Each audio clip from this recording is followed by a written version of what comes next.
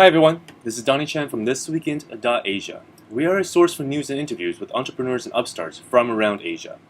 Now today's interview is with Johnny Wong of Mamaky.com.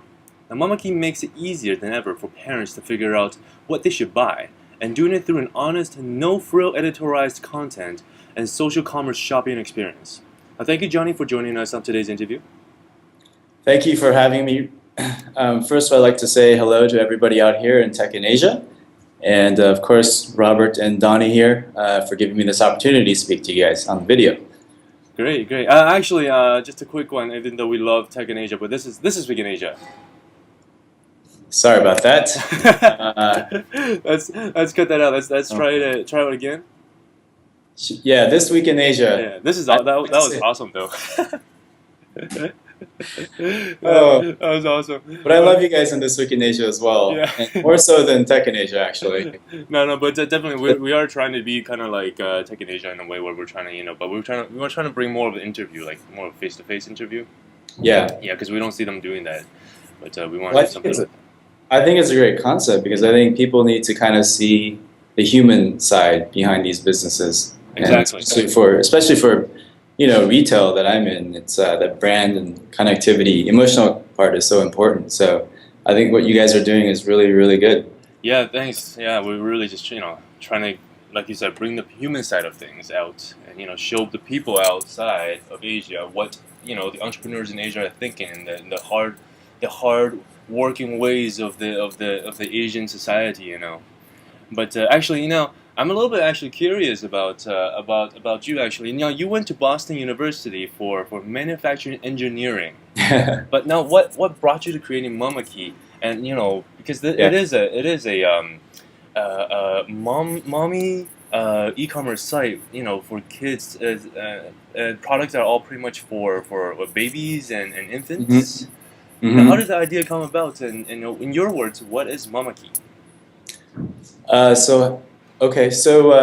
Well, the idea came about. I mean, it really, going back to the manufacturing part and how I ended up in a sort of women's retail space. I did graduate as a manufacturing engineer, but soon after in my career, I switched over to the web world, and one of my jobs at Martha Stewart, which left a really big impression, was that the women's space is a really interesting space to be in, and if you find the right note to connect with them, they're very engaging, and they're very willing to spend money, and there's a lot of creativity involved in it, and that's kind of where my passion is, building something that I have a vision for, and then seeing it get adopted over time. It's very, very rewarding.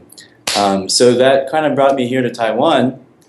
Where when I became a parent, I was trying to do a lot of So I became a parent with my first child, and did a lot of research into having to figure out what kind of products to buy, and it was absolutely overwhelming. I mean, it was pretty much like deciphering web code, and it's very tough, right? So a lot of new terminologies and a lot of new products that you just don't understand. So that was very overwhelming and very difficult, and I imagine every every first-time parent has to go through the same process, the same experience. And the second thing that kind of struck me was when I did this research, I kind of came upon this whole world of baby brands that are sort of better than the average brands that you find in regular big box stores or regular retail stores. So that's something I'll get into shortly, but that's where the idea for this online baby boutique business came about, which is what Mamaky really is. So what we do is we're an online baby boutique brand. What that means is we sell items that, overseas imported items that I find are slightly or much better than the average product you find in the marketplace. And by better, what I mean is in terms of feature and function, or in terms of aesthetics, in terms of design, these products really enhance the lifestyle of parenting. I mean, it can either save you a lot of time, or it can either make their entire experience much better. And, as parents, as the generations keep going, people are more about protecting their time in addition to spending time with the kids, right? So a lot of these products allow parents to go out and kind of go out in style. They're spending more time in restaurants. They have more disposable income to find entertainment.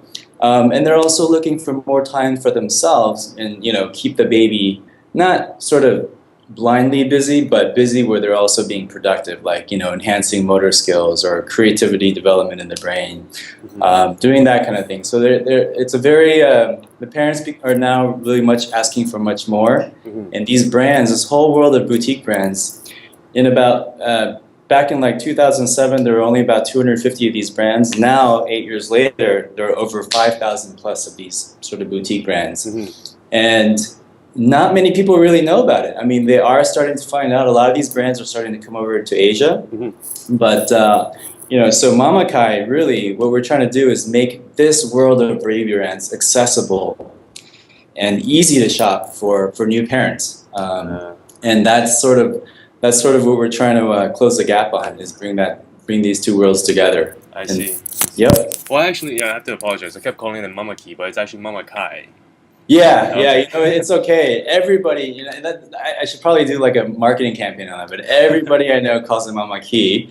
And the reason the name actually does have a meaning, my daughter is Kylie, so KY. Oh, okay. Joined with Mama, so Oh, that's really I'm the cute. only one that calls it Mamaky. You're not guilty. Okay, good.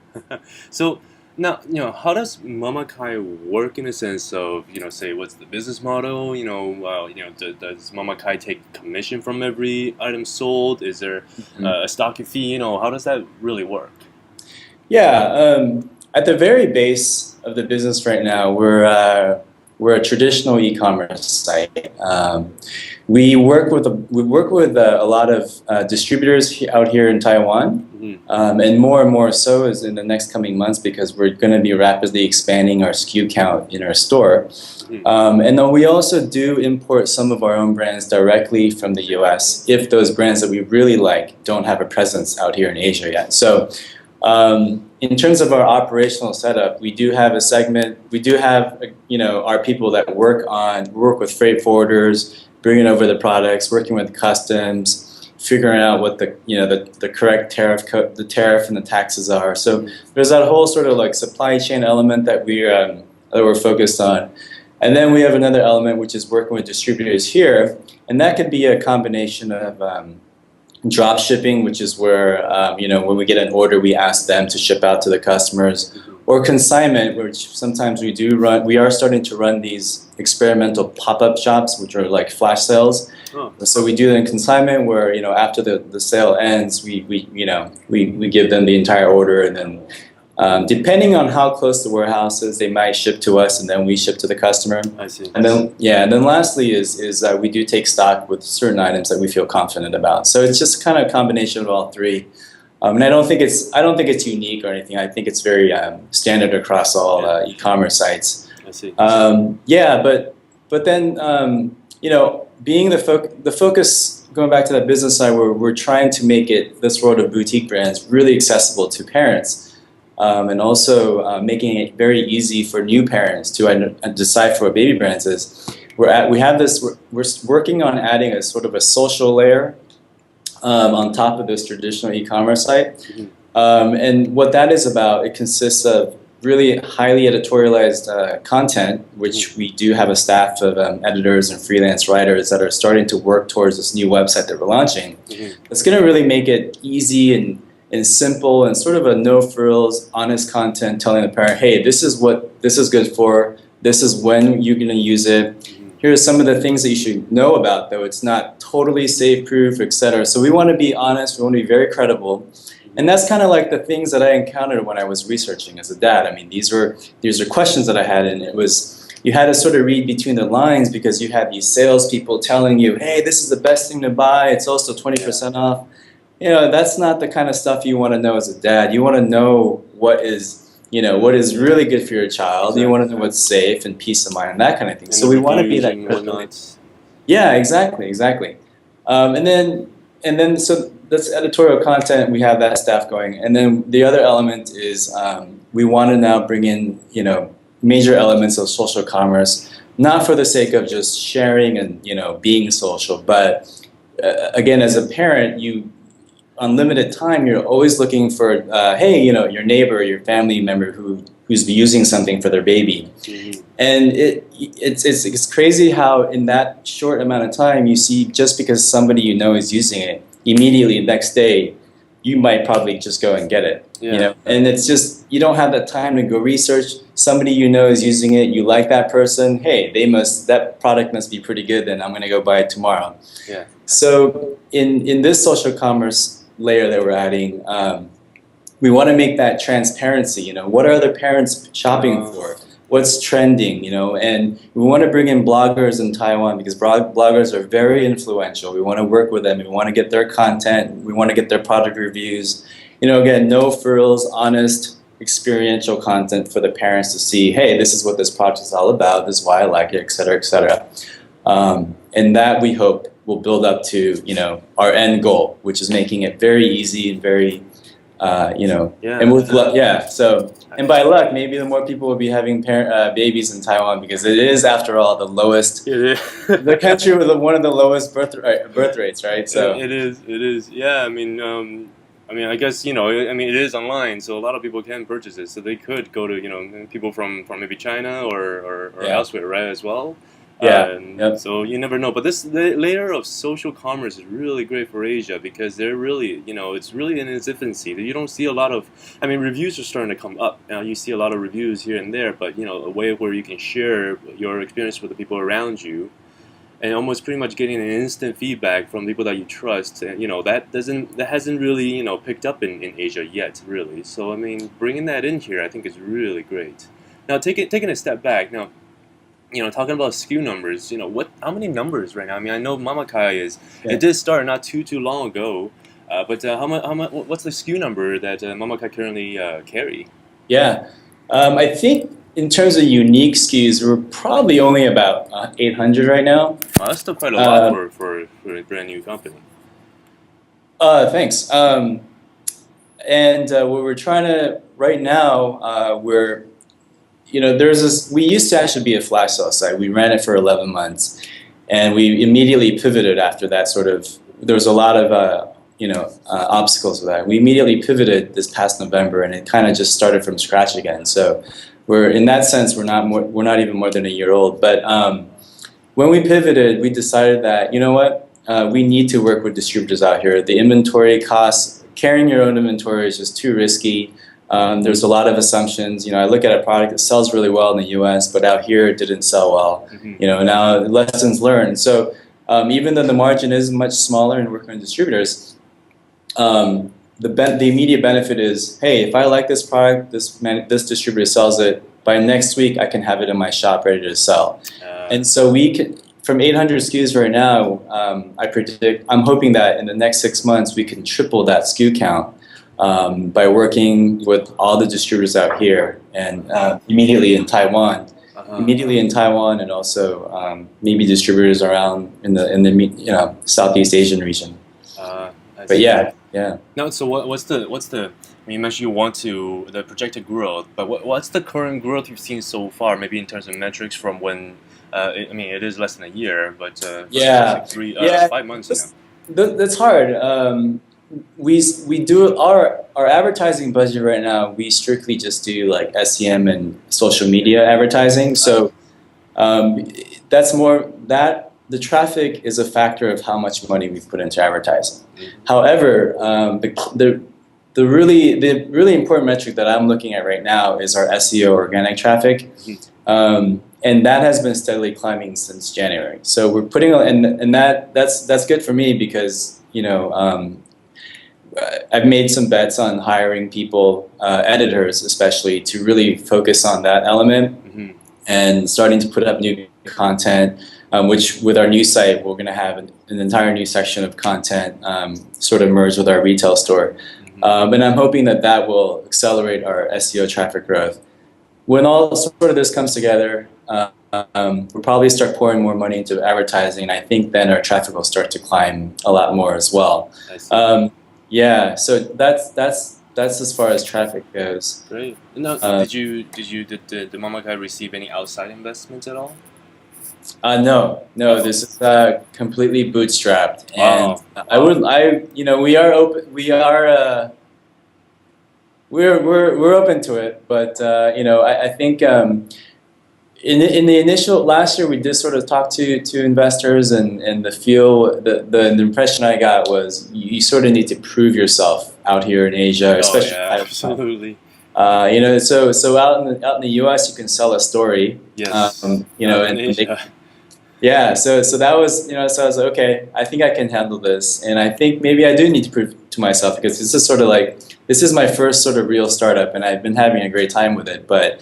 As last year I found out through the flash, so I did learn a lot of things that we sort of made some not so good assumptions, and now we've pivoted and whatnot. So I think I will be open to it a little bit later, and after we show some more growth. So Yeah. hopefully it'll come. Yeah, during this, Yeah, in Asia, during this transition back to Asia, I mean, there's just a lot of differences in Asia that, entrepreneurs don't really seem to be able to predict, back home because you're not actually here running the company here, but once you're here, you tend to realize, oh, no, there's just so many differences that you just wasn't able to really foresee. But yeah, finally, what's my last question is yeah. what's the future plan for Mamakai? Yeah. So being bootstrapped means you're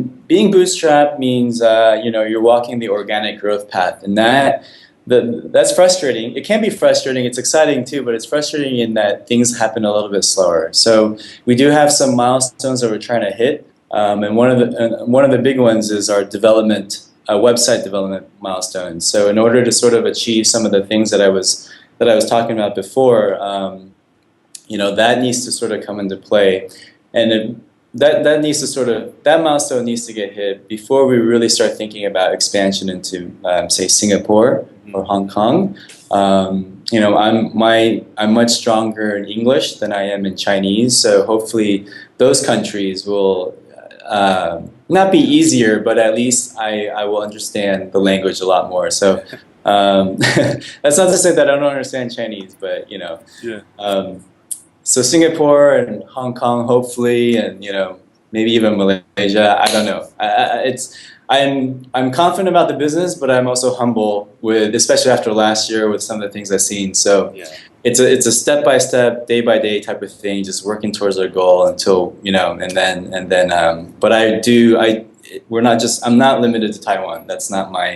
That's not my overall goal. I think the market here is indeed it's 23 million people. Low birth rate. People are willing to spend money on babies, but so are those in Singapore and so are those in Hong Kong. So Mhm. Well, I do yeah, think the plan of attack for Mamakai in Taiwan definitely is the right way to go because like you said, low birth rate, but they are willing to spend money. So boutique brands are exactly that. You get the bang for your buck, and it yeah, is what people want to see and want to use in Taiwan. But well, perfect. That sums up this interview with Johnny Wong. Thank you for joining us today. yeah. You're welcome. Thank you Thanks. Now, for more information on Mamakai, for please. having me. Oh, yeah. Thank you for joining us. Now, for more information on Mamakai, please visit www.mamakai.com. That's MAMAKY.com. I am Donnie Chan for This Week in Asia. Thank you for watching. Bye, everybody.